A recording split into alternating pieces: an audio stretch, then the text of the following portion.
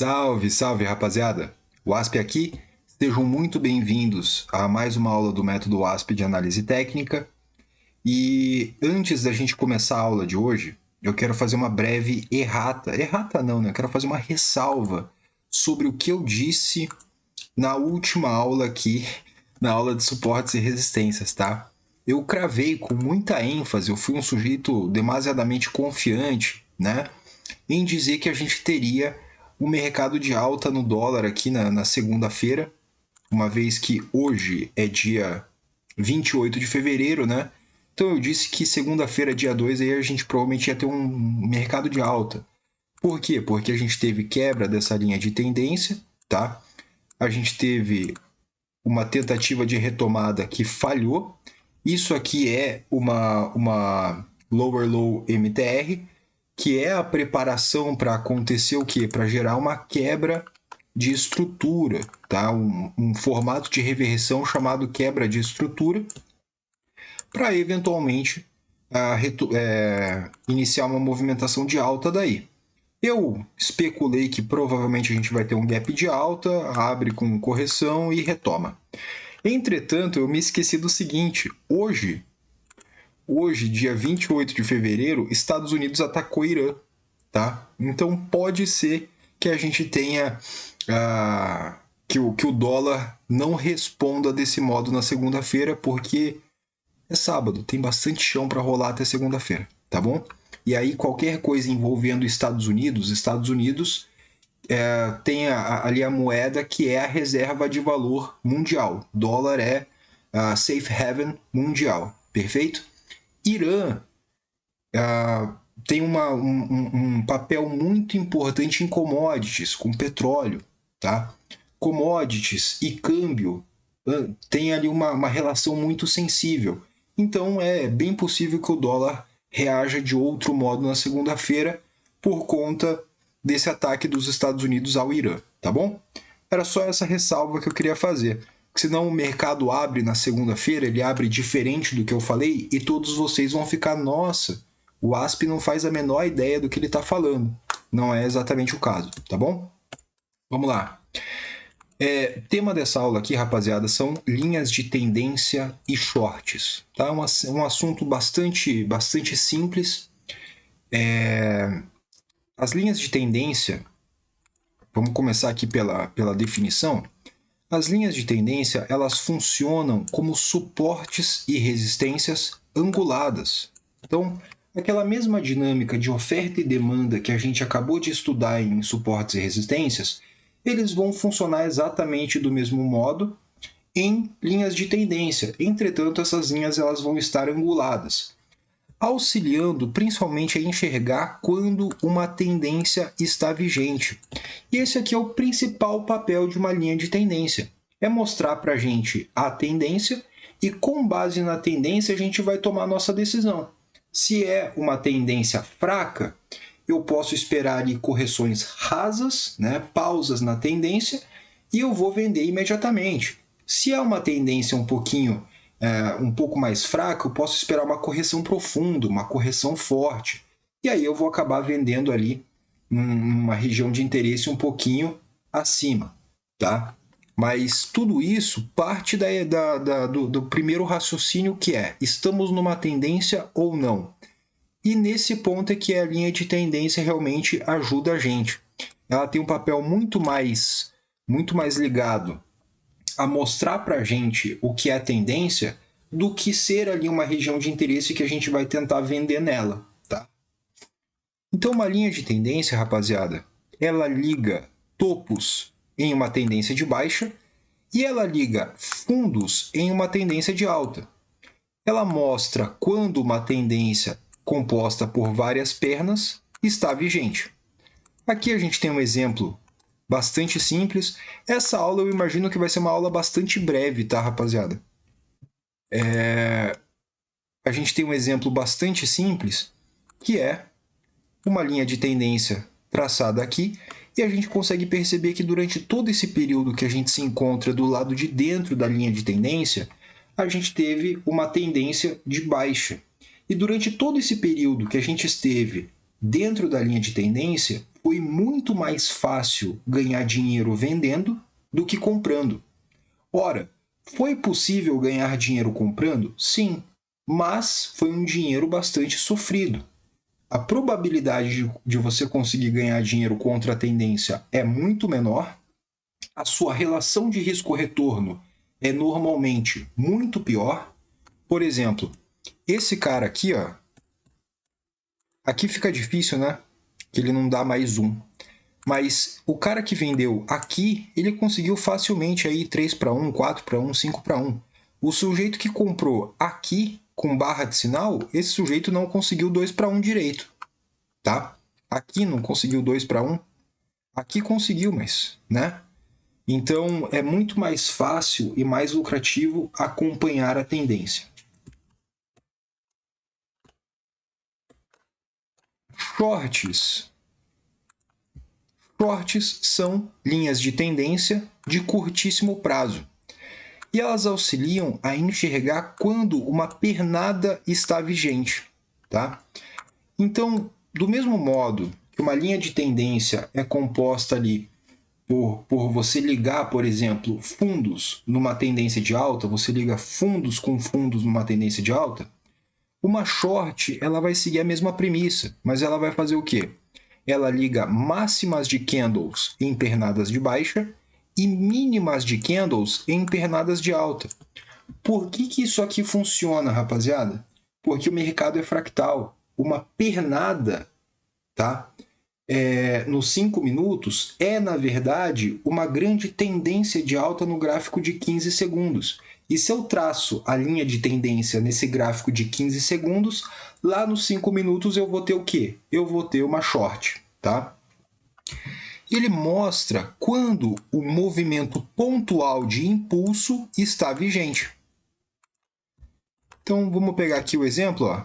Repara aqui, dessa movimentação eu estou ligando máximas de candle com máxima de candle. E esse impulso aqui, ele acaba quando a gente tem o rompimento dessa short.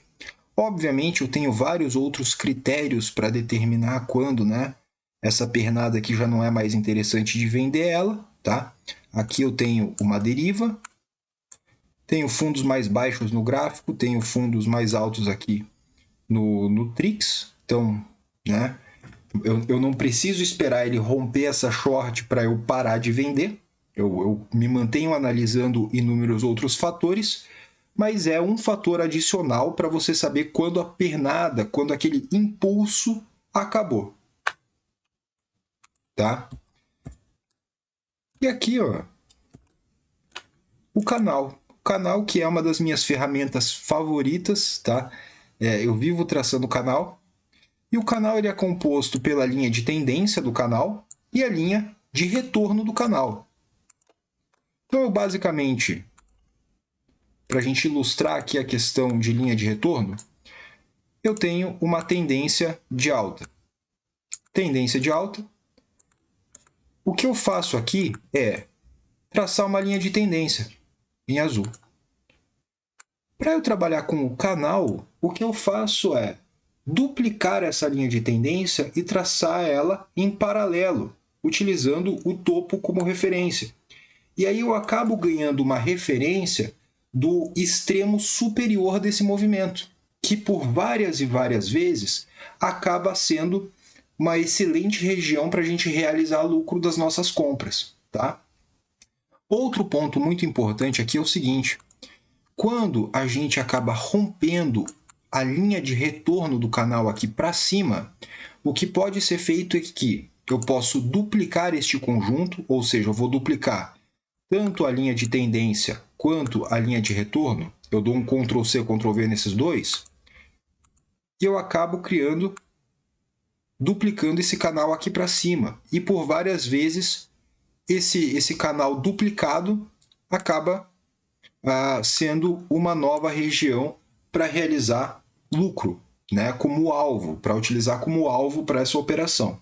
Perfeito? A linha de retorno do canal gera boas regiões para alvos, e aqui um exemplo visual do que eu quis dizer. Tá? Então aqui você tem uma tendência de baixa, essa tendência de baixa a gente atinge ela ligando topos com topos numa tendência de baixa, e se eu simplesmente duplico essa linha de tendência e reposiciono ela num fundo relevante, eu acabo tendo uma referência para o futuro para realizar lucros aqui. Ó. Né? Eu encontro a banda extrema desse movimento, extrema inferior desse movimento. Perfeito? Então vamos aqui no gráfico, só para entender um pouquinho disso aqui. Aqui, ó, vamos entender o seguinte. Primeiro, diferença entre short e linha de tendência. Aqui, ó, isso aqui é um topo relevante, isso aqui é um fundo relevante, isso aqui é um topo relevante, beleza? Se eu uno os dois topos aqui, eu vou ter uma linha de tendência para esse movimento. Perfeito? Isso aqui é uma linha de tendência. Agora, se eu uno essas máximas aqui desses candles com essas máximas desses candles, eu vou ter uma short. Short aqui em branco, tá? Então, repara no seguinte. Tudo isso aqui é um grande movimento de baixa, só que esse grande movimento de baixa ele é composto por basicamente 3 pernadas, que é impulso, correção e impulso. A short me mostra quando esse primeiro impulso acabou. Quando ele sobe, eu posso traçar uma outra short se eu quiser. Aqui, ó. O rompimento dessa nova short me mostra quando a correção acabou, tá? Quando ele retoma aqui a baixa, se eu quiser, eu posso traçar uma outra short aqui, ó. Traçando com a máxima dessa 44. Quando ele rompe essa nova short, esse novo impulso acabou. E se eu traço uma linha levando em consideração os topos relevantes, eu tenho essa tendência.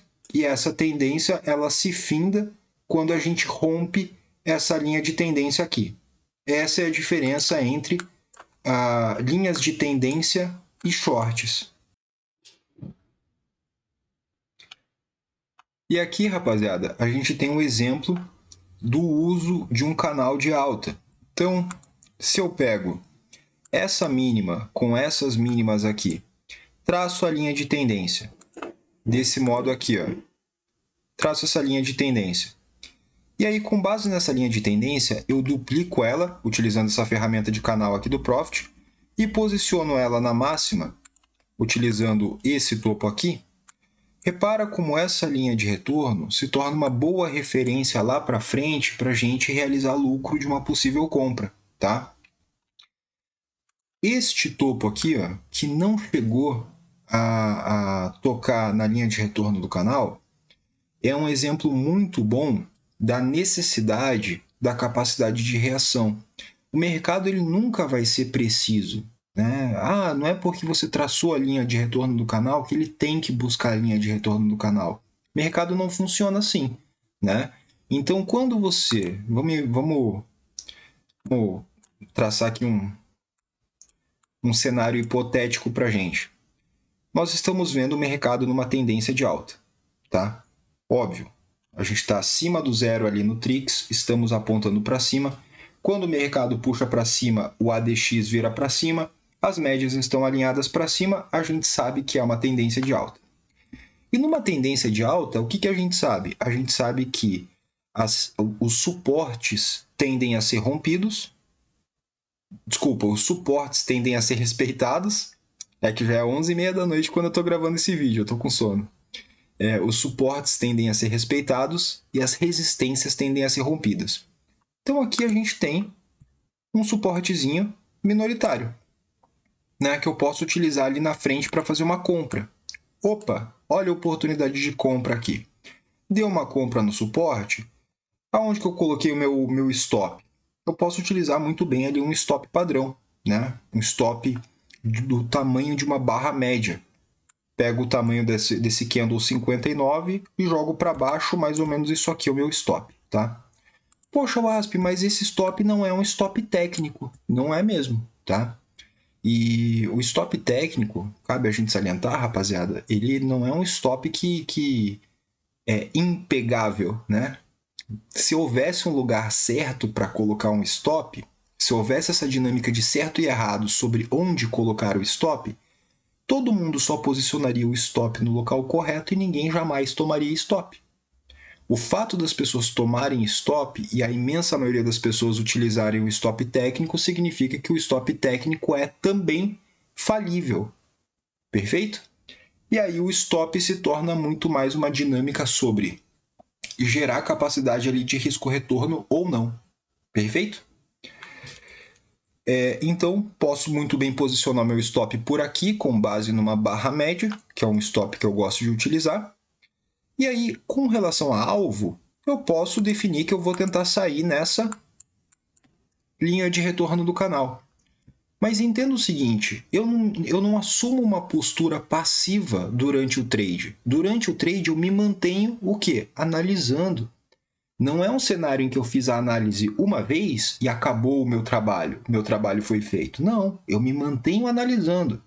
Então, entrei no Candle 61, eu estou de olho no mercado no Candle 62, eu estou de olho no mercado no Candle 63. Tá? Eu começo a vislumbrar o quê? Sinais de fraqueza, eu começo a me preparar para sair dessa operação, porque você há de concordar comigo. Se nesse momento aqui, ó, eu fiz essa compra, o mercado andou 18 pontos de dólar, tá? 19 quase. Desse ponto até a linha de retorno tem 4 pontos a mais. Minha pergunta para você é: faz sentido eu devolver 19 pontos para ganhar 4 pontos a mais?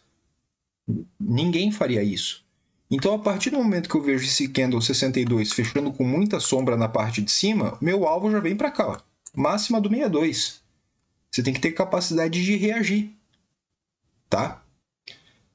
Se trading fosse exato, não tinha matemático pobre, correto? Então é isso, rapaziada. Aula bastante breve. É nóis, tamo junto e até a próxima aula.